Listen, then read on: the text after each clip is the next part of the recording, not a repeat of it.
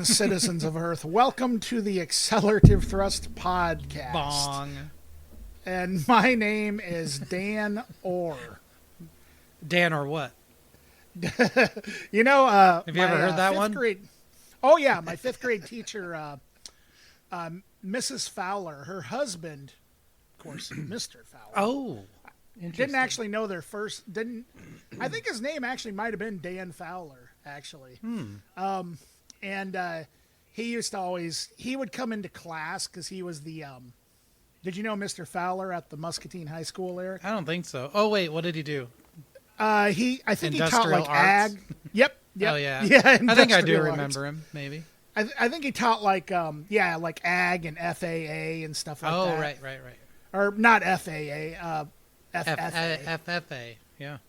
Future Alcoholics Anonymous. Anyway. That was the whole high school, man. Come on. Yeah, that pretty much, yeah. But anyway, he used to visit class, and I remember everybody used to love it when he would visit class because then we would just be able to goof off because he was just like a jokester. And I remember he would ask me like what my name was, and I'd say Dan, and then he'd say, what's your last name? And I'd say Orr, and then he's like, Orr what?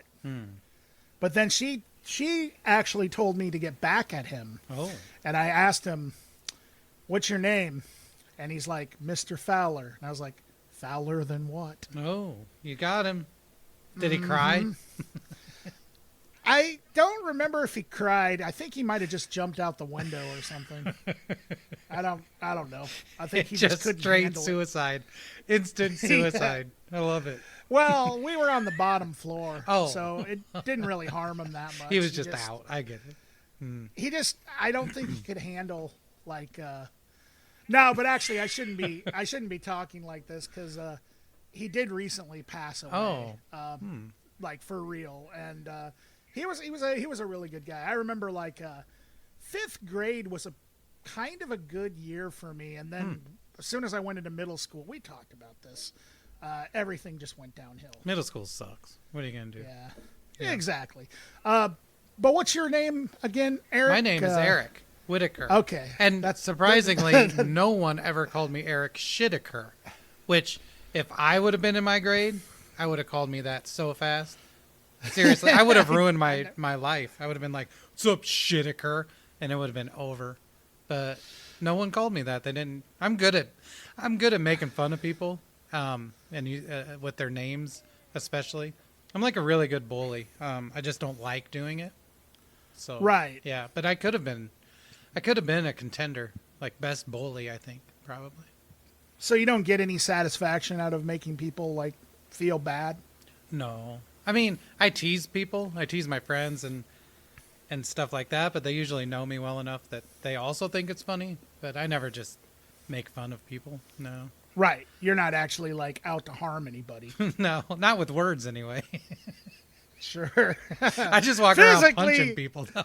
Physically, it's a different thing. Yeah. Which reminds me, speaking of punching people, I'm so glad you brought that up. Yeah. Because there was a very, very important part of Twin Peaks: The Return we did not discuss. Oh, God. Not that green Hulk hand. The British guy? Yeah, I'm not into it. So you didn't like the fact that he just added some random dude who had like a power punch for some reason? No, I did not like it. And then did not explain at all. And like that was why the thing and how. that could kill Bob. Come on, man. Yeah, like we yeah. watched this for like I don't even know how long, 50 plus hours, and then all of a sudden it's like, whoa, if they would have just had one of those Hulk gloves, they could have stopped Killer Bob, back in season 1 or something. I don't. So, like, you don't think that was an acceptable way to kill Bob? Nope. That's like Josie turning into a wooden knob. I will never think it's cool. And I've had people say, actually, it is pretty cool, but it's not actually. So I just thought it was hilarious. Just like it's dumb and it's funny, I guess. But it's one of those things that is just another example of how David Lynch was just fucking around. I think with some of this shit. Yeah, but some of the fucking around's good. Like the little Oh, yeah. conga dance they do in the office with Dougie. Oh, yeah. And the music is so outrageously dumb.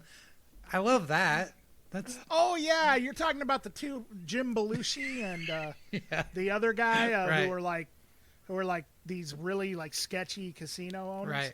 Yeah. And Okay, they do like yeah, a and conga also line, it's- and it's awesome. I like that kind of goofy stuff, but this Yeah, Hulk hand that thing it was just it was too much. It was the one part of the return that I just really I couldn't even deal with it. Like I just pretend it didn't happen basically. I'm in denial. yeah. So You know what the conga line reminded me of? what's that? Weekend at Bernie's 2. Don't get me started on Weekend at Bernie's 2 again. Oh, whew. Every But time we talk about it, I'm just, it's playing in my mind, and it's one of the funnest. It's like my good place, my comfy, safe place when I go to in my brain. You know, it's like, it's like a Zen thing for me to think about dead Bernie and voodoo drums and his walk, and I can't frown through the thought, So I also like the fact that like apparently like I like the timeline from Weekend at Bernie's to Weekend at Bernie's 2. It's like he's been dead this whole time and he's still like in the morgue. and he's still like, I think someone has sex with him, right? Yeah. Yeah, Well, on the that beach. happens in the first one. Oh, That happens in the does first it happen one. in the second one too? I don't recall. I'm not as familiar with the second one as I am the first one, but the first one is when that his like one of his girlfriends like shows up, and Andrew McCarthy and I can't remember the other actor's name. Silverman. Yeah, Isn't something it? Silverman. Yeah. Saving Silverman maybe. Yeah, but Saving Private Ryan anyway. is his name. Saving Private Ryan. Anyway, they're like just sitting there, and all of a sudden, this like really angry chick just walks in, and is just like, "Where the fuck's Bernie? He's been cheating on me," or something like that. And and he's like, they're like, he's upstairs, but it probably wouldn't be a good idea for you to go up there. And she grabs a knife, and she's like, "Get the fuck out of my way!" And then she like goes up there, and then she comes down, and she's smoking a cigarette, and she's all like, that was the best time I'd ever had. Wow. It's like necromantic. Yeah. It's just another like example of how that movie is just Yeah, I think he does have genius. sex in part 2 as well on the beach. yeah. Yeah, I mean I they think don't Andrew- show it. And- I think it's implied. If I remember right, the Silverman guy said like the guy gets laid more dead than I do alive. That's the 80s for you. Right there. Oh yeah, the 80s was like so like weird. I'm so glad I was a child in the 80s because I don't think I could have experienced gloriousness. Such gloriousness. like if I was a child in the 90s, I don't know. Yeah, it's a tough one. Hard to know. I was glad to be a teenager in the 90s. Yeah, I was too, actually. Yeah. Yeah. So I think it's a perfect fit for me. 80s child, 90s teenager, and then 2000s to now adult. Yeah. Worked out well for you to be alive. It really did. It was fantastic. No jumping out windows or anything like that, or But I would like to. I would like to get one of those gloves, though. That would be fantastic. I mean, I think it literally was one of the Hulk gloves that you can buy that makes a glass smashing sound when you punch something. It's what it looked like to me. I don't know. Yeah. So weird. Anyway, you were going to say something, and I think I Was I? About what? interrupted. I don't know. Like you said, and then I was just like, then I went on about Weekend at Bernie's and how it was cinematic genius. Maybe I made you forget what you were going to say, or maybe I just heard shit. I don't know. I say a lot, but also you didn't have to make me forget. I forget everything almost instantly. So Yeah. yeah. Oh, speaking of forgetting, Yeah. You know what I just remembered? What's that? This is the 25th episode of the Nice. Accelerativ Thrust. Wow. Yeah. I mean, technically, this is like the 22nd or 23rd, depending on how you want to count. The second episode, the interview one that I did that.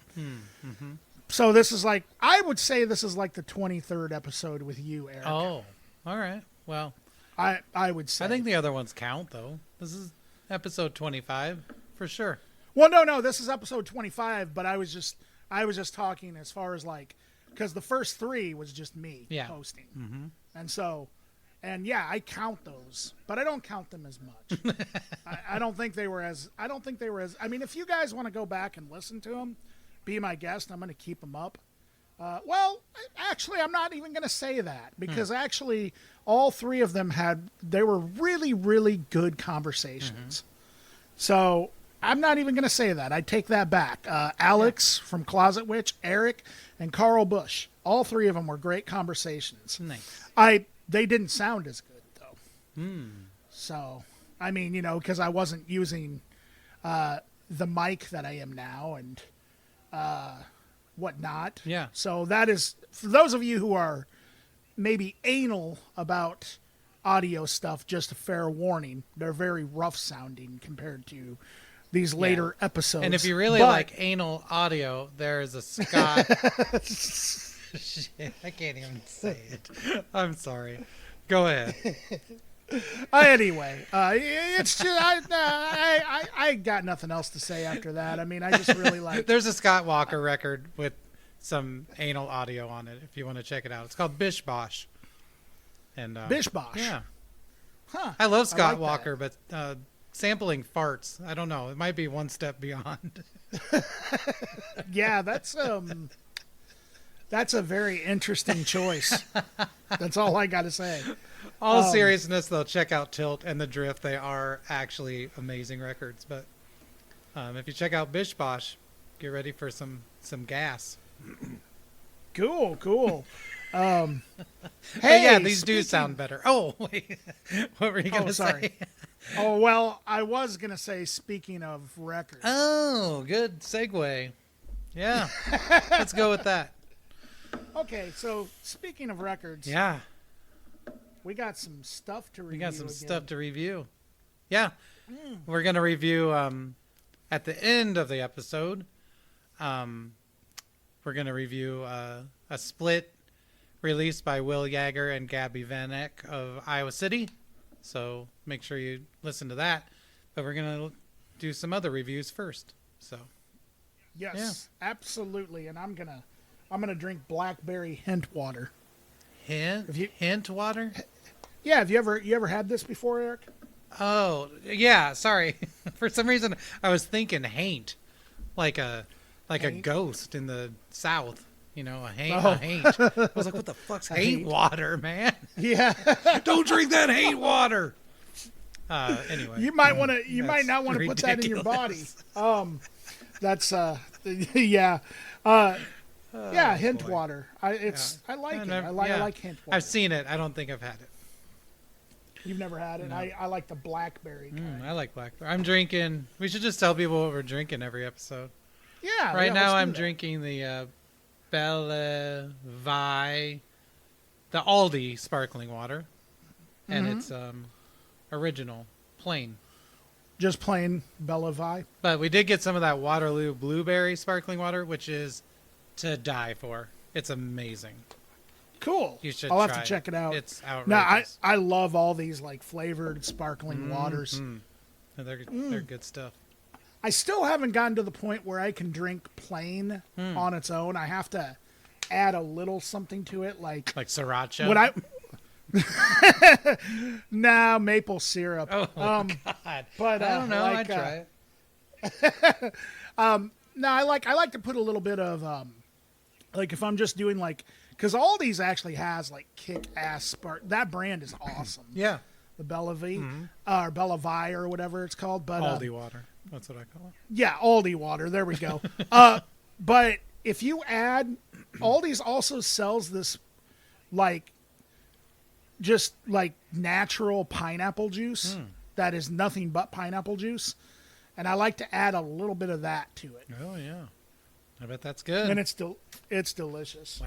Wow. This episode's brought to you by Aldi Sparkling Water. Refreshing. Man, All right. I love the taste. I love the non-taste of mine. Just like pure bubbles. So, like, what do you like about it? I mean, since there is no taste, do you like the carbonation essence I'm of it? addicted to carbonation. I'm addicted to bubbles. Like, I actually went to the doctor today about it and see if they could prescribe me something to wean off of the bubbles. So you're going to like Bubbles Anonymous? Yeah, I'm into them. Okay. I can't even sleep if I haven't had my bubbles. Do you like blowing bubbles too? That's a little personal, isn't it? Well, I don't know. Oh, I see what you mean. Blowing bubbles. Yeah. Yeah. Sorry. I thought you meant Michael Jackson's monkey. Did he really have a monkey named Bubbles, or are you just making that No, up? he really did. Is that common knowledge? I don't know. Because if honestly, like if that's common knowledge, I feel kind of stupid not knowing it. Like that's something that every Michael Jackson fan should know. Like seriously. Yeah. Well, yeah, he was a chimpanzee. He wore the same outfits as Michael Jackson. I'm sure he had a wonderful life, and his story ended really well. I'm sure.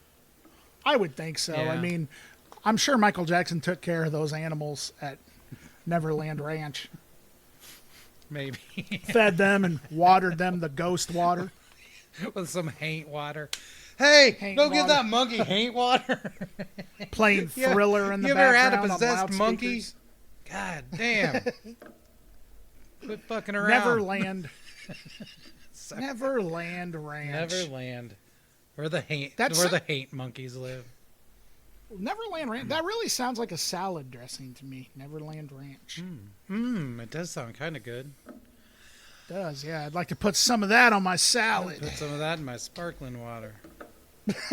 Ranch. All right. Ranch and sparkling water, man. All right, let's get to So, the records. We're still reviewing God. records on this thing, right? All right. Yes. So I'm gonna go first this time, and I'm trying to decide which one I want to go with. Let's go with Told Slant. Told Slant. I don't know a lot about these people. Yeah, Point the Flashlight and Walk is the name of the album. This was suggested to me by my terrible anti-friend Chuck Moore. And Hi, Chuck. yeah, he there's a lot wrong with Chuck. Like but sometimes he has good taste in music, and I think this is one of the things he's told me about that I really liked. The main person in the band is named Felix Walworth. And yeah, so I would say that this music, I'm sure there are hundreds of things that sound like this. I just don't know them. So these are like really small songs, if that makes any sense. They're really pretty. They're sad. I mean, pretty overwhelmingly sad, I would say, at points. They're quiet songs, but they also somehow come across as like really epic. There's a lot of instrumentation that supports that sort of epicness. A lot of big drums, a lot of big instruments, but also a lot of smaller things. There's a lot of harpish sounds, a lot of synth, banjo. The arrangements and instrumentation are really cool. I would say that if you like things like Bright Eyes, this probably falls somewhere in that realm. Vocally, I really like the sound of the vocals. I would say that the person singing, they have they definitely have sort of extremes to their vocals. Like if it were a scale, the two ends, I would say on one end would be like Orville Peck, and on the other end would be like Connor Oberst from Bright Eyes. But then this voice that's kind of in between those two, to me, it really reminded me of Brian Ferry from Roxy Music, which he has one of my favorite voices in all of rock or pop music. So I thought that was really nice. I don't know exactly how much I can say about it because it's just really well done. It almost has like this epic feel to it that is sort of modern. I think like Edward Sharpe, stuff like that, kind of has a similar sound to it. So if you like that sort of almost freak folk light with a lot of epic production, you might really like things. You might really like this too. So the Shins comes to mind. Maybe little things like that, but quieter. I feel like I'm rambling. It's just really good. Told Slant, point the flashlight and walk. If you like all the things I mentioned, you should check it out. What do you think, Dan? Yeah, excuse me. I really enjoyed it. It pretty much everything you said is pretty right on the money as far as how I kind of felt about it as well. As far as the vocals go, another person that he really reminded me of was Bonnie Prince Billy. Oh, sure, yeah. Or Will Oldham. I guess that it's basically kind of like a solo project, sort of like Bright Eyes maybe, or maybe I'm not sure if it's a group of people, but I guess the main songwriter is this guy named Felix Walworth from Brooklyn. Mm-hmm. And I don't know why. When I was listening to this record, I kind of had this like urge to just kind of research who this was, because I didn't know if it was a band or if it was a solo project, because with this kind of music it's kind of hard to tell, because a lot of times that's exactly it's either a guy who's doing like a rotating cast of musicians like each album, or it's like actually a band. And so I didn't know I still don't really know if Told Slant is just sort of like a solo moniker, and I kind of like that. But yeah, I agree with you. It's gorgeous production.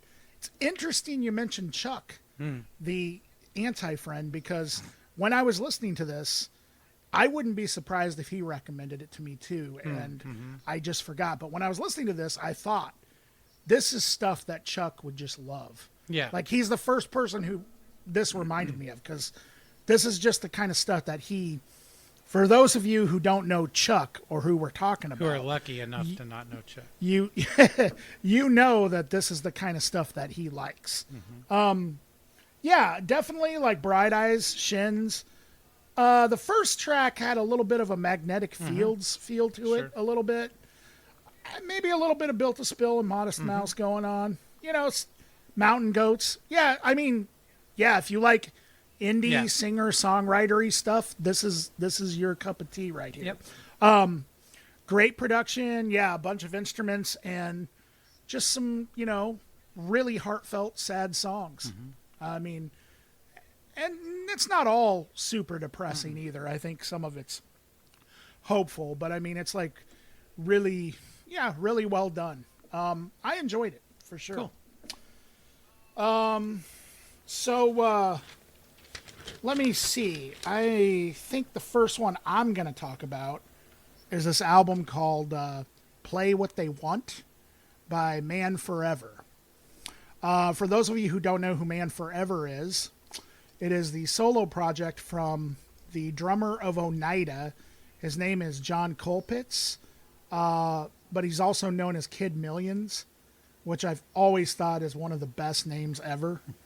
And for those of you who don't know Oneida, they're kind of like a cross between, like, if the destructive element of something like the Melvins crossed with like krautrock and maybe like a lot of psychedelic kind of stuff going on.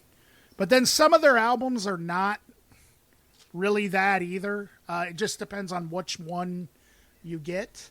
But anyway, this record is just a mind blower to me. There's 5 songs on it, and I think 3 of them are somewhere between 9 to 10 minutes long, and then the other 2 are kind of a just sort of a regular length 4-minute, 3-minute song or whatever. Yola Tango is a guest on the first track, which has some of the best vocals. I mean, I absolutely love the vocal arrangement on that track. And it's just over this like weird kind of broken instrumentation. And then after the vocal part gets done, it starts to really drift off into like almost something completely different. Like, I really can't even begin to explain it. It definitely has elements of Oneida and like sort of like krautrock, but I feel like this project is a totally different thing.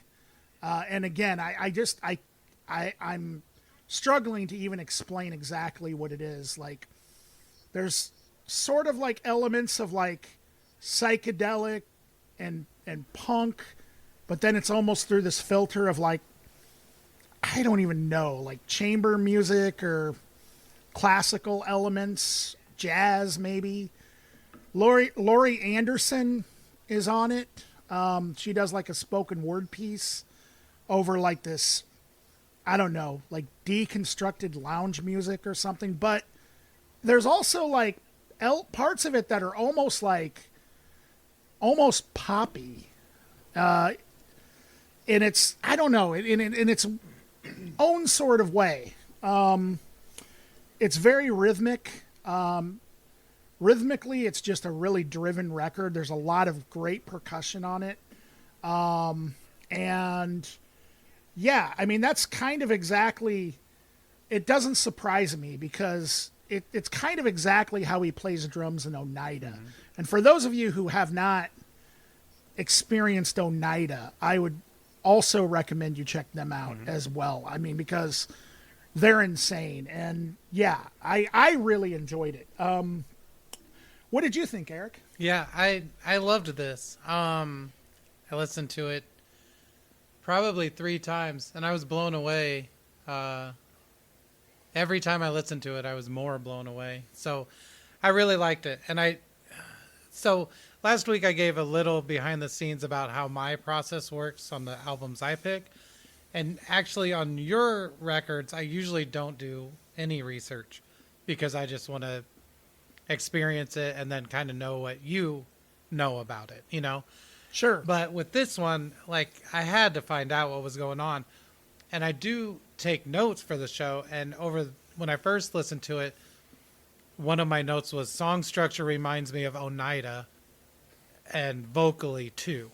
So if you like Oneida, I think you're going to like this, even though I won't say that it sounds like Oneida. It's just like the way the songs work and the vocals reminded me of Oneida. So that's a good thing. When someone does something and they're part of a more well-known band, you wouldn't want it to sound like that band. Like, show us what you got, you know, like from Rick and Morty. Show us what you got. Right. But so that is there. But yeah, I absolutely loved it. It's one of the most rhythmic records I've heard in a long time. It reminded me of, like, in the length of the songs and the scope and the playing, it reminded me a lot of Fela Kuti, but in a more contemporary sense. It really reminded me of the Liars Drums Not Dead record a lot. And that's a great comparison. I think the reason is because of the drums. Like, I looked into this, and it's the guy from Oneida and 5 other drummers. So you get a lot of really cool polyrhythms and offset sort of rhythms. And a lot of times when people do what you might consider world music or something, they usually add in contemporary elements that make it super lame, you know? And that's not what happens here. Like, I think that these rhythms are Polynesian. They are, like it reminded me of the Burundi beat that we talked about when we talked about Kings of the Wild Frontier by Adamant. All sorts of things happening like that, but they're committed to it, and it's awesome, and they keep it going. And some of the rhythms are so offset and strange that, like in one song, there's a clapping part that seems not to go at all, but then when you find it, hear the groove, it's really cool. It goes a lot of different places musically. Like I think there's a lot of synths, there's a lot of other things happening, especially on the Laurie Anderson song, a lot of built up vocals and things like that, which you would expect. But the rhythm just keeps it right where you want it. It reminded me a lot of Public Image Limited, as far as like the Martin Atkins era of drumming. Like it's just such heavy hitting drumming. It also reminded me a lot of Brian Eno, David Byrne, that My Life in the Bush of Ghost record. It really reminded me of that too. Yeah, I just really loved it. Vocally, it sounded like the Byrds half the time. Like heavy, intricate, tight harmonies coming in and out. Yeah, I really enjoyed it, and I would suggest that just about anyone who likes interesting, good music that's also accessible enough to enjoy, they would really like this. So, yeah. Yeah, absolutely. It blew my mind for sure. Yeah. Glad you enjoyed that one. Yeah, Eric. it was great. Really cool. All right. Yeah, so my second pick is a group called DRAGGS. The record is just called DRAGGS. I think you have to say it like that, DRAGGS. Actually, you probably say it like DRAGGS. No, I don't know how an Australian would say it. Anyway, they're from Australia, and it's like lo-fi garage psych. Like just in the pocket lo-fi psych. It just is. If you like the OCs, Ty Segall, Jay Retard, stuff like that, then you're going to like this. They also have, it's very noisy, very guitar rock, garage rock oriented, but there's also a lot of cool organs and synthesizers, in addition to the more standard instruments. And that's kind of what drew me to them. Like, cause I do like the OCs and Ty Segall and that stuff. But I don't spend a lot of time listening to it. It's like, a little goes a long way with me, I should say. Like 3 or 4 songs and I'm like, okay, cool, I get it.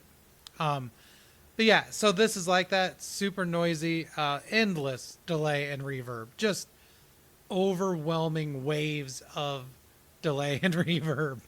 But yeah, I thought it was a lot of fun. It also, because of the synths and organs, reminded me a bit of like Brainiac. It also reminded me a little bit of some older things too that kind of predate the lo-fi garage stuff, like the Butthole Surfers, and also I think a criminally underrated group, Daisy Chainsaw, reminded me a lot of that, like especially the bass tones and the vocal delays and reverbs.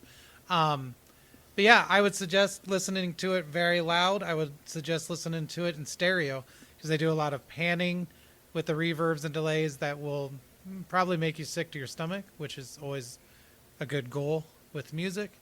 And yeah, I think it's pretty good. And I would say keep your eye on the Australian lo-fi scene because it's pretty happening apparently. So yeah, what'd you think, Dan?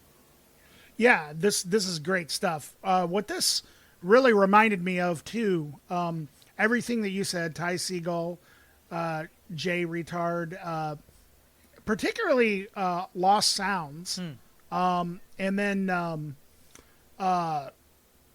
it also reminded me a lot of the band Human Eye. Oh, sure. Like it really had that. To me, it really sounded a lot like that. Like maybe a even dirtier, like heavily reverbed version of that. Mm-hmm. Also, some of the riffs reminded me a little bit of like early Chrome. Oh, like stuff like that too. And Yeah, Butthole Surfers. I didn't even think of that, but yeah, absolutely. Like the bass tone and everything like that. Fantastic. Yeah, I mean, it's just really great, well done lo-fi garage punk. The vocals are just drenched in reverb to the point where it doesn't even sound human. Yeah. Like it sounds like an alien, from a movie or something. It gets really insane with that. Two songs that really stood out to me. The song Warlord's Gift. To me, that song had one of the heaviest riffs I've ever heard. It was like, if that was like slowed down, it would be like a sludge masterpiece. But even at its like, where it's at the tempo it's like a lo-fi garage master. Right. It's like, yeah, in my opinion, you just couldn't go wrong with that riff. That riff is so tight. And then also, I really like the spacey sounds on it. And then also the song Tube, which had this like really just you almost had to like listen for it. You had to dig for this like underlying synthesizer. Right. Yeah. But once you like I would recommend listening to this on headphones too, because you'll hear a lot of stuff in the mix, I think, that you wouldn't find on like a regular speaker system. Right. Or maybe you would. I don't really know, but like for me, like I had to like kind of listen to this a couple of times, and then I was like, "Oh, wait, there's like a synthesizer in this part." And sometimes I can't tell if it's a synthesizer or if it's like a guitar that's plugged into some crazy pedal. There's definitely an organ, especially in Gus Gets a Gun, the first song. Big organ sound in that. But yeah, the synths, I don't know. You're right. They could just be like a modulated guitar. I have no idea. But it's hard to dig through the sound to even know what you're hearing at times. The bass is like the one thing that really comes through for me. It's just like, it's just a real heavy, fuzzed out bass, So Absolutely. Yeah. Okay, so then we move on to my second pick, which is from, at this point, I almost feel like he doesn't even really need an introduction, but obviously you guys aren't going to know what the pick is if I don't say it. But LP, and this is his second album that came out on his label Definitive Jux, now defunct label, called I'll Sleep When You're Dead. Came out in 2007, 5 years after his official solo debut called Fantastic Damage. Now, for those of you, and the reason why I say at this point doesn't need any introduction is because a lot of you who are listening probably know LP from Run the Jewels, one half of the hip-hop duo with Killer Mike. And he's also the producer on that. But LP wasn't always so... I guess like with Run the Jewels, that was kind of the project that really broke LP through as kind of like, I guess you could say a star, but I don't know, maybe that's not the right word, but he's at least in the public eye a lot more these days than he was back then. LP started out in a rap group called Company Flow in the late 90s, and then he formed the label Definitive Jux, which put out several hip-hop artists. Aesop Rock was his early releases were on that label, but Mr. Liff, Murs, Cage, and I feel like I'm forgetting Cannibal Ox. Cannibal Ox is a very sort of classic, the Iron Galaxy is the song. The Cold Vein, that's a very classic album from Cannibal Ox on that label, which I feel kind of defined the sound of Definitive Jux, kind of, at least in that era. So I'll Sleep When You're Dead.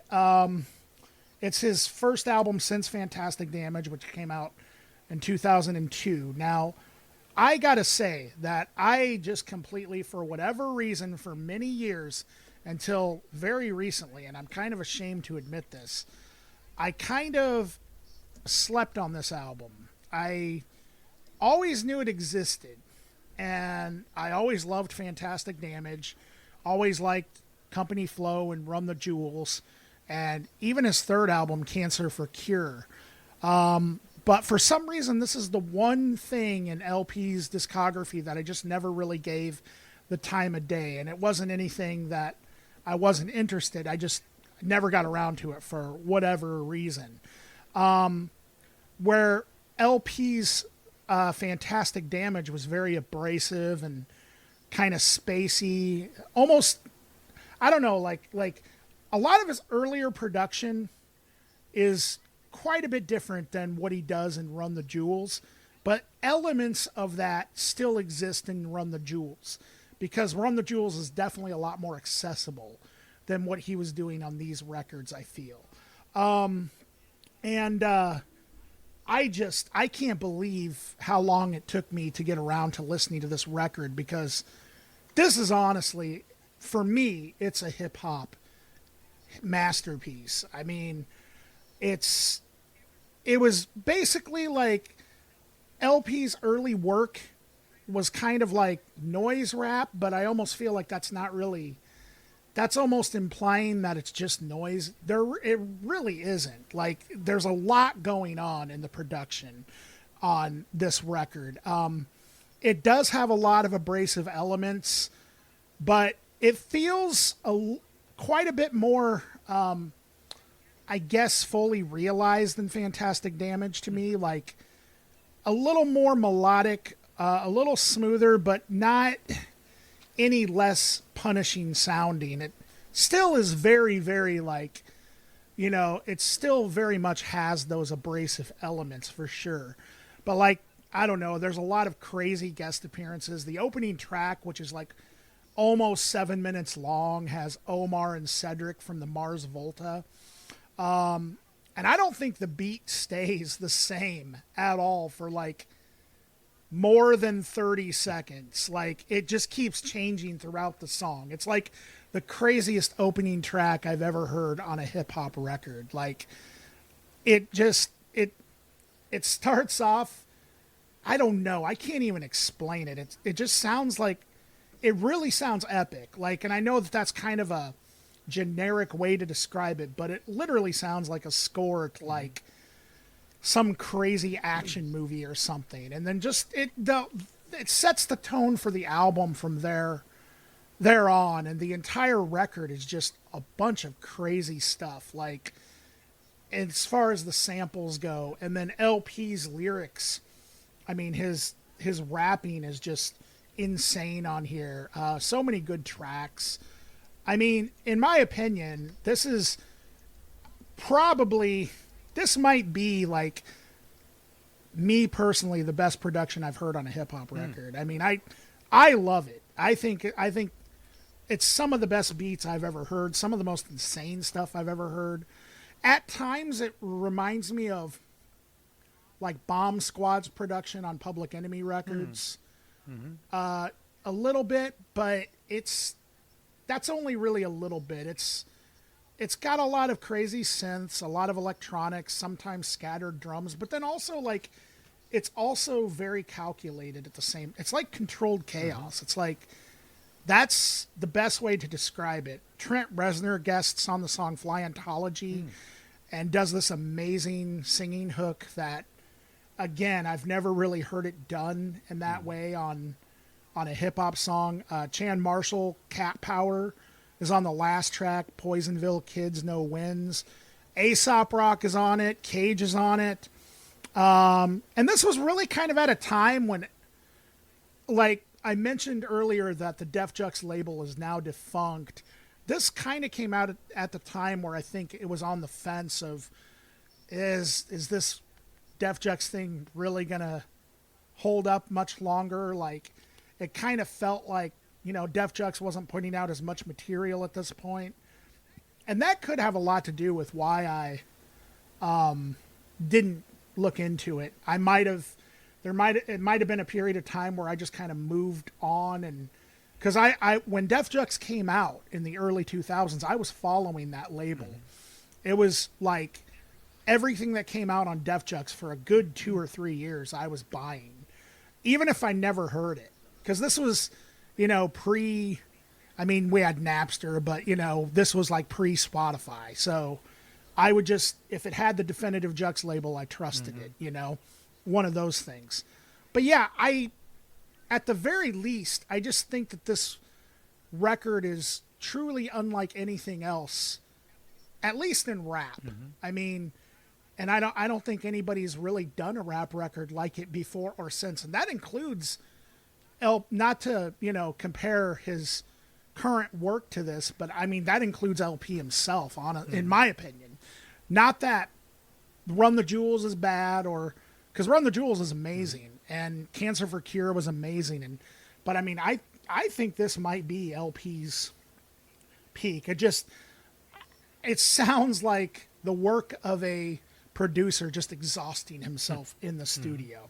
And some of his rhymes are just on point here. One thing about Fantastic Damage that I feel was kind of different than this was that a lot of the production on Fantastic Damage was so dense, and this has a lot of dense production on as well, but so dense that sometimes you couldn't really even hear like LP's rapping because he would rap so fast over these dense beats. I feel like he really opened up that sort of, you know, I guess door on this record to where you actually heard like what you heard the lyrics a lot more, and things were just a little smoother, but yet he still somehow retained that abrasiveness of Fantastic Damage. Anyway, so I'm really nerding out on this. Sorry, I'm taking a long time, okay. but yeah, no, to me, this is like, I mean, I can't believe I'm pretty much just discovering this record now. What did you think, Eric? Yeah, I liked it a lot. I'm glad that we already talked about Twin Peaks, because I was nervous that, you know, since this opens with the Twin Peaks sample, that again we'd have to talk about Twin Peaks and how this secretly is actually a Twin Peaks podcast, but we hide behind all these record reviews. But no, it dude, I actually thanks for reminding me. Sorry to interrupt, but thanks for reminding me. I totally forgot that this opened up with a Twin Peaks sample. From Firewalk with Me. Yep. I loved it. It is amazingly dense, heavy production, crazy sample combinations. Like at one point, there's like a harp and a tuba and like sampled chipmunk vocals. I mean, it's crazy, but it's not.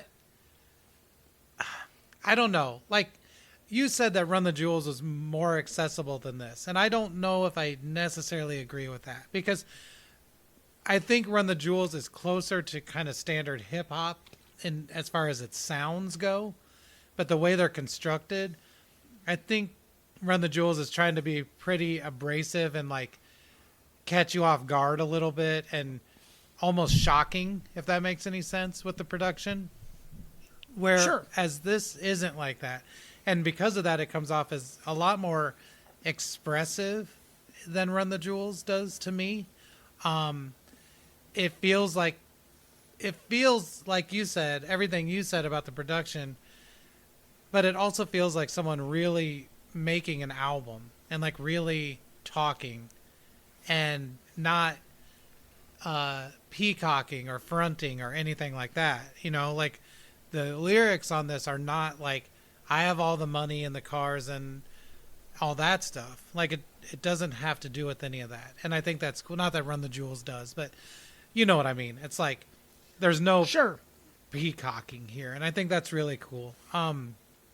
It's the lyrics themselves are also extremely dense, fast.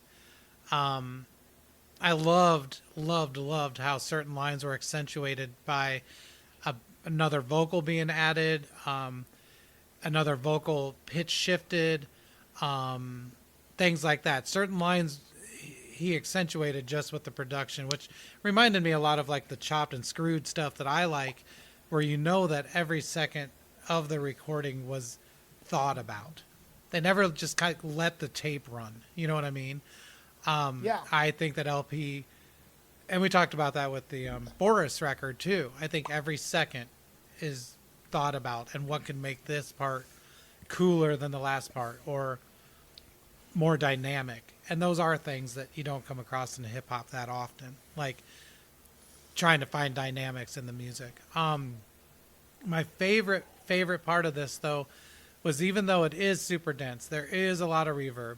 It's somewhat noisy. It's soft around the edges. I don't find it aggressive on any level. And I think the reason I feel that way, a lot of it has to do with all of the beats are super rooted in old school hip hop. Like, especially in the beginning of the album, like there are just 808 beats with the cowbell. It's hilarious. Or like, like Run DMC type samples with just the guitar, like, you know. There's even a part where it's like they do the 90s jump part. Like, it's crazy. It's so rooted in sort of old school hip hop that like you never feel like you're out there without a net. Like, you know where you are, even if it gets wild. Like the beats and the production on that level, it's like it has this really tangible hip hop core that you can always grab onto.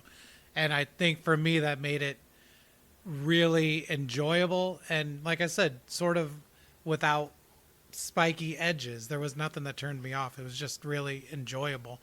And yeah, I listened to this one a couple times as well. And my favorite lyric though has to be like, I was born yesterday, sir, but I stayed up all night. Like, that's genius. And it just never stops. It's like all the, you know, so much of the lyrics are just like that, where you're like, dang, that's so smart. So it just comes, you out of the whole thing, you get a really well produced, super listenable, inventive and fun listen.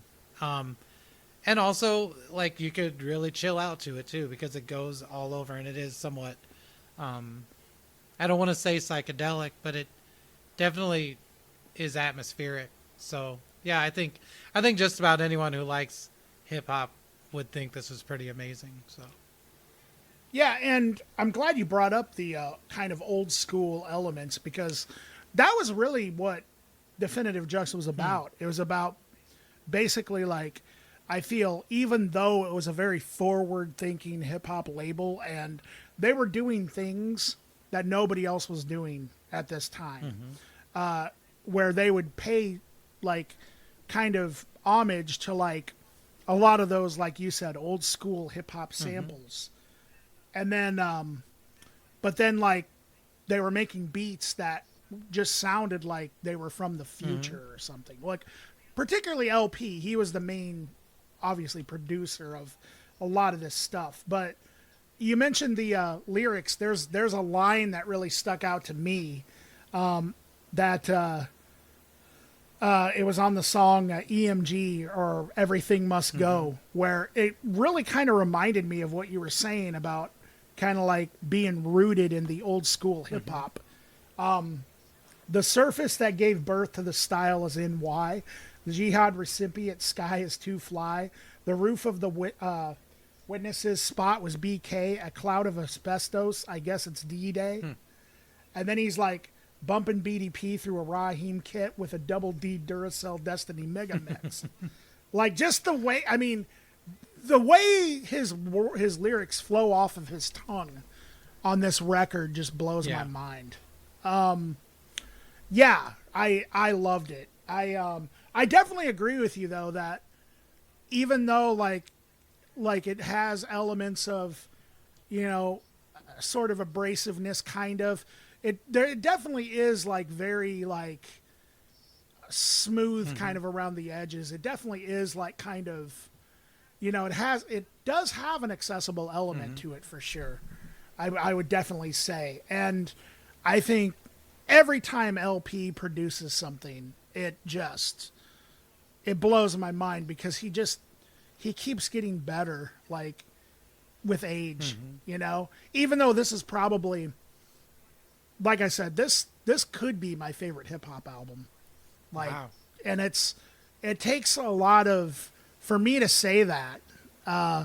It definitely, there's a lot of competition though, because there's quite a few other classics that I would put up there that, but this is definitely already like probably in my top 10. And a lot of it is just on the production alone. Wow.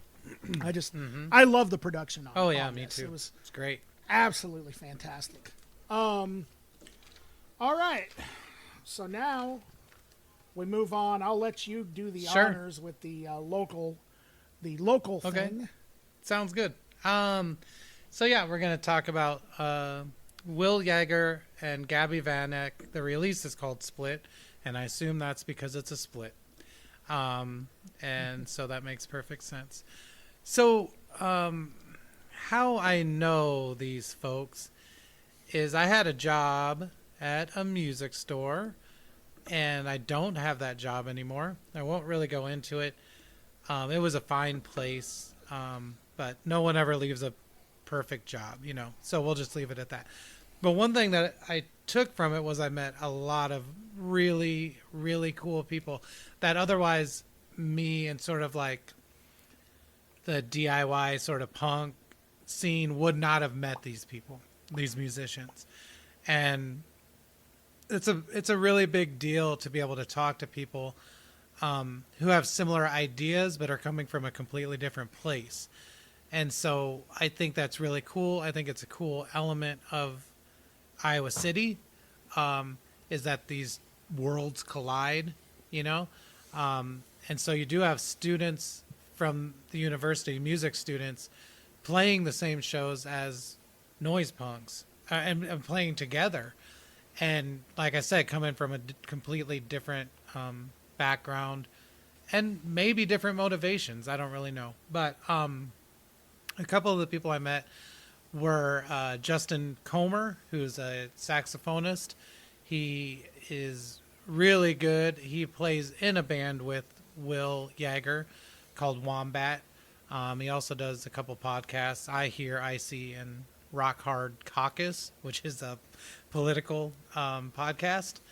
Anyway, through Justin, I sort of met Will, and I know Will a little bit, not super close, but also working at West Music was GABI VANEK.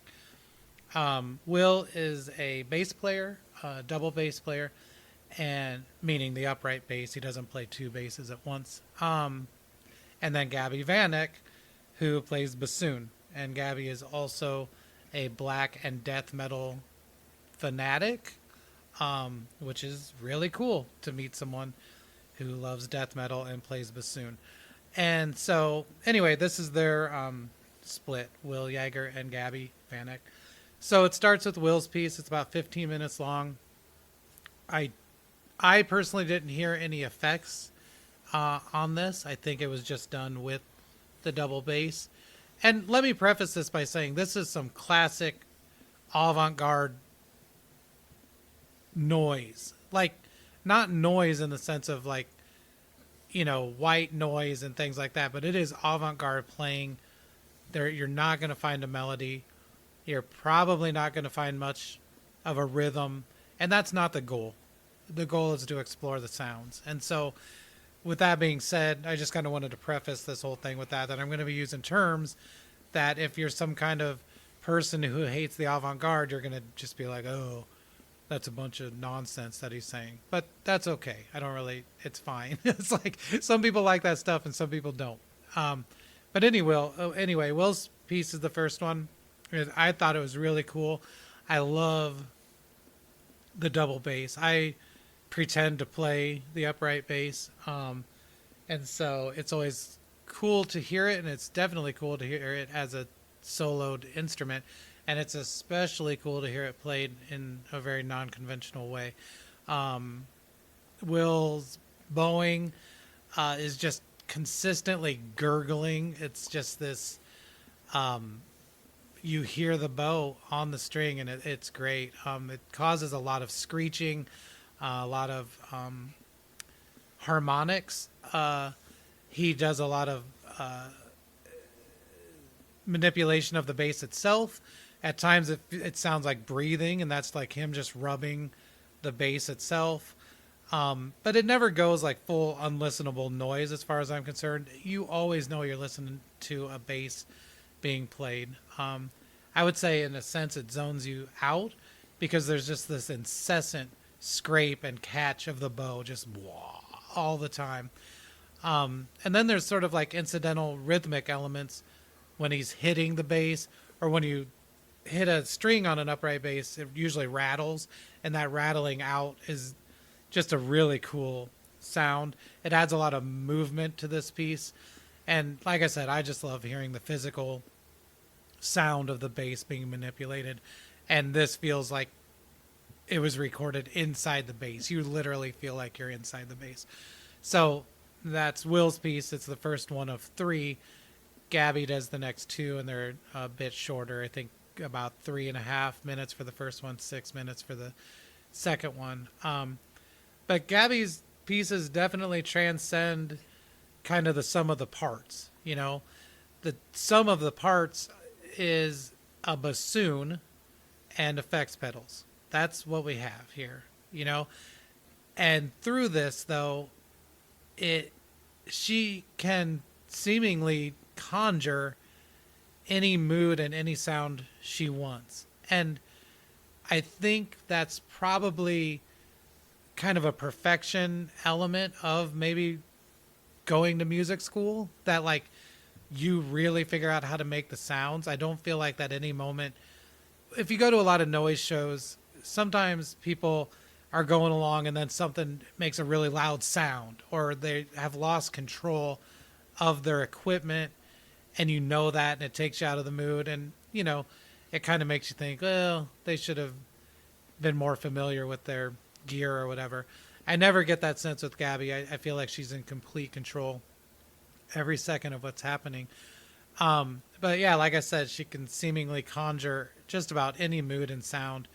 It goes from, I mean, just almost white noise levels of static and fuzz and noise to like choral parts. Like I would swear there's voices at points, to almost like Penderecki or Ligeti horror strings and scrape sounds and things like that, that to know that it's just coming out of a bassoon is mind-boggling. And I also think that Gabi's metal sensibilities come through in this too. Like she's not afraid to let it get distorted and low and heavy, and it also just has a dark edge to it, and it's like, I can't believe I'm listening to ambient metal created on a bassoon.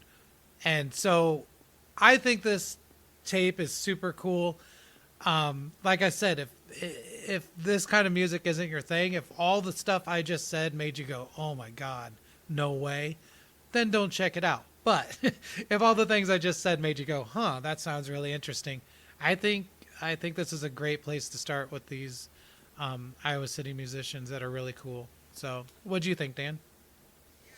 Yeah, I thought this was really, really interesting stuff. I mean, there's not really a lot that I can add to it, as I'm kind of unfamiliar with this kind of genre or avant-garde level of sound.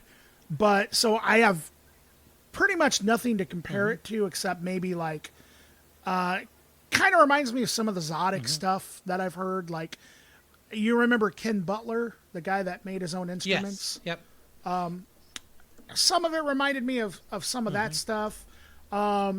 Will's side, I mean, yeah, definitely. Like I would have to say it had some really just heavy bassy sounds, and it just there's some change going on in there, but you know, for about 15 minutes, that's kind of what you get, but it's also like oddly kind of relaxing. I like the fact that you described it as like something you can kind of zone out to. Yeah, it's really ambient, and just a lot of interesting sounds coming out of just a bassoon. excuse me, not a bassoon, a double bass. Gabi's side, on the other hand, it starts to get really cinematic sounding to me. There's a lot of, like electronic kind of sounds going on. It sounds like a combination of science and science fiction and horror, some droney soundscapes. The fact that she's a metalhead, that makes a lot of sense, because I think only a metalhead who plays this kind of stuff would make it this way. Maybe not. I don't know. Like I said, I'm not necessarily educated on the sort of ambient soundscape avant-garde. I don't really know how you would classify this. But yeah, a lot of really cool soundscapes. And it's just, it made me think of, I definitely hear the white noise element a little bit, but I definitely think there's a lot more going on. And it was a very interesting listen, like all the way through, for sure. I enjoyed it. Yeah, I would love to hear Gabi and Brian Barr get together. I think. Oh, that would be sick, that right? would be insane. Or just hearing Gabi play with any metal band would be amazing. Sure. Yeah, like even just a could you- drummer would be pretty sick. Like, just about anyone. What were you gonna say though? Oh, I was just going to say, I mean, I could almost imagine some of these sounds like going over like a, like a sludge riff or something, like a lot of really cool stuff going on. Yeah, here and for it's sure. cool that you can hear the bassoon through all of that too. Like, there's a lot of noise, and then all of a sudden you hear, brrr, and you're like, oh, that's the sound of a bassoon. Yeah. Like, unmistakably. Now- So, Did you say, or am I mistaken that she makes her own bassoon or something? Or no. Was I? Okay. All right. I must have heard, because when you texted me about it, I thought that I heard something about that or saw something about that. Maybe No. I must have been dreaming. No, I would assume that her bassoon is. She probably had to take out a car-sized loan to get it. That's my understanding of the music school people. Is like, they tell me the price of their instruments and I'm like, are you serious? Like, my most expensive guitar ever was $500 and always will be. Like, and that to me is still insane. I'm like, you don't need that. Yeah. Come on. Same here. She's going to listen to this and she's going to be like, really, dude? You think that I made this? Like, this wasn't enough for you, man? I don't think that'll You know happen. what I mean? But, no, I don't think so either. Yeah. But it's like, I don't know why I thought that. I don't know why I had that. Maybe I might have thought. said something and my wording was strange or something. But yeah. No, She is a my pedal mind is head strange. too, like big time. Like, she gets Sure. all the cool pedals, like from overseas, custom you built and all that. You can Yeah. tell. Yeah, that's why I mentioned Brian Barr. Like, they should have their own podcast where they talk about pedals. Like, I would listen to absolutely. it. 'Cause, yeah. No, yeah. Actually, I remember having a discussion with Brian, which actually we're going to have a discussion with Brian in a couple of weeks. Wow, good segue. So stay tuned, ladies and gentlemen. But I had a conversation with him like 7 years ago or something like that, and he said stuff about pedals that I owned that I didn't even know. Like, I don't know what. So wait, should I get rid of it? Is that what you're saying? Well, no. He was like talking about like bypass and all this stuff, and like stuff that as a guitar player I should have known this, like all along. But it's like I didn't, and because I was having problems with my pedal board and the arrangement of my pedals.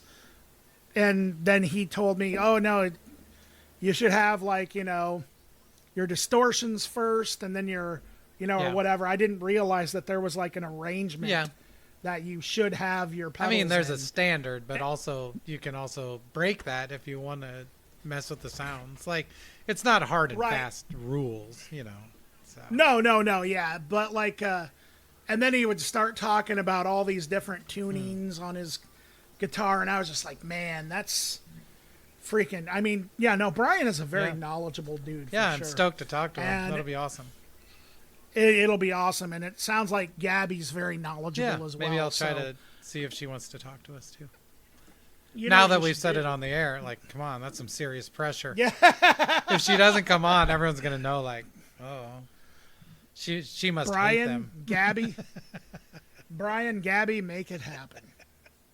Yeah, but no, I Will and Gabby have done a couple things together, and I think it's all great. They had one called Ghost Actions, a tape that is also super good. So I don't think any of that's on Spotify. So go to Bandcamp to find that. Yeah. Cool. All right, so those of you who are not familiar already, we have Instagram and we have Facebook, official Accelerativ Thrust sites. You can interact with us. Send us a message. Let us know how we're doing. Yeah. Let us know if we're good or if we're shit. And there might be an in between, And- but yeah, we're not Who interested. knows? The choices are Yeah. good or shit. Like that's it. Exactly. But yeah, I'm gonna put up some. I'll do it on Thursday. Today. Just joking. But it will be Thursday when you all hear this. I'm gonna put up some questions on our Instagram story, asking your opinion on a few things. And so go after you listen to this. Go to our Instagram and vote on some things because it'll help us make it a show that you like even more or at all. I don't know why you're listening if you hate it, but Or maybe you hate maybe listen. you'll start maybe liking it's it. like you Yeah. just rage out, fucking Erik and Dan, like at the very least, maybe you'll start liking yeah, it. maybe you're just holding on for something to click. Like someone told me this is good and I don't get it. Like it's like me with the Saw movies. It's like I don't. Someday I'm gonna like them, but as it stands, they stink. Dude, I am so glad you said that because I 100% agree with you. Ooh. Yeah, tell us about how we're wrong about Saw. Yeah, there you go. We'll do an entire episode about why we hate Saw. I could. Let's do a half and half I- episode. Iron Maiden and Saw. Well, here's the thing. You could do an entire episode, and then I would just leave you to just take because I can just tell you in like 20 seconds. Oh, why me I too. hate Saw. But then, like, I don't think I could go much further than that because I feel like I'm not as much of a horror movie aficionado. I'll just go as because you it only are. take like 20 seconds for me too. It's dumb. So And also, there you go. I don't personally like torture porn horror movies anyway. Oh, dude, I am so And glad you're saying this. Also, the acting is atrocious, like laughably bad. And I know that dude was in Princess Bride or whatever, and he was great. But man, when he is sawing off his foot, spoiler alert, it's the worst acting I think I've ever seen on film. And I watch a lot of trauma movies, so Yeah, but trauma's not. Trauma's meant right, to be yeah, like you're right. fun. But you know what I mean? yeah, But like, Saw, it's I am bad. so glad. You have no idea how glad I am for you to just say that you don't like torture porn movies. Yeah. I feel the same. Yeah, Fucking they just never way. did it I for always me. have. It was like Yeah. I liked Same gore here. when it was over the top, and most importantly, when it was practical effects. I can't stand. Not that Saw uses CGI for their gore, but I liked it when it was over the top. I didn't want to think about people actually being in pain. That's like terrible. Yeah, that's sort of the thing is like a lot of these like torture porn movies, they just get too close for comfort Yeah. to like possible reality. Yeah. It's like, yeah, I like the Freddy Krueger school of like horror movies or like the I don't know, like the Alice Cooper, the Alice Cooper starring in a Yeah. John Carpenter movie. Yeah, I mostly school like of, like- body melt movies and And, like, puppet so horror. that's so Puppet horror is my absolute favorite genre. Yeah, that I don't even know if puppet it horror exists. is good. I think it might, but it's good. It's good stuff. Do you realize that you just possibly named a new band Puppet Horror. Like, I mean, I don't know how there's not at least one person that's going to listen to this and be like, I'm now going to start a band called Puppet Horror. Awesome. Congratulations. Thanks so much. So I'm gonna tell you in 20 seconds or less why I don't like Saw. Yeah. Okay. It's stupid. That is all. Yeah, I agree. I mean, that's so. If you guys want to hear bonus content, maybe we'll do a Saw bonus episode. If you guys, all you got to do is look at our Instagrams and our stories on Thursday when this will actually be airing, and those Instagrams are Dan _the_ ruler. And I always forget yours. It's, what's yours, Eric? Erie _Erik _Whitaker now. Okay. Yeah. Erie __ And Eric bonus content, I'll Whitaker. explain how Saw isn't puppet horror. So get ready for that. And if you guys actually like form a band called Puppet Horror, let us know, because we'll review your record. We need to go see that shit. We'll review your record. I personally want to review the first Puppet Horror record when it comes out. So, and if there's already a band out there, please then do maybe you can start a genre called Puppet Horror, and I don't know, maybe it'll have Muppet vocals. Maybe Muppets will perform. I don't know. It's up to you, the listener, to decide. Isn't there already like a Muppet core band or something? There used to be that robot band. Yeah, captured by robots. Well, those are animatronics. That's different, I guess. Speaking of which, the detail that dude, I remember watching him at Gabe's, and the detail and the amount of time it must have taken to set up, and he was by himself. Yeah, it's crazy. Amazing stuff. It really is. Man, listen to all this bonus content you guys got just by listening. Can you imagine what you would get if there was real bonus content? Well, hell, we'll even put bonus content on the actual episode. This is all bonus. Because we do that every episode anyway. Don't you guys like it? Yeah. Hey, also, maybe wish us a 25th episode anniversary. Yeah. A happy one. Send cake if you'd like. Oh, dude. Do you think that they'll ever come out with being able to download food? I don't know. You know, like maybe we have 3D printers, right? I can't imagine you couldn't just make some sort of corn-based sludge that could be infused with different flavors and textures, and you could just make like a cheeseburger, you know?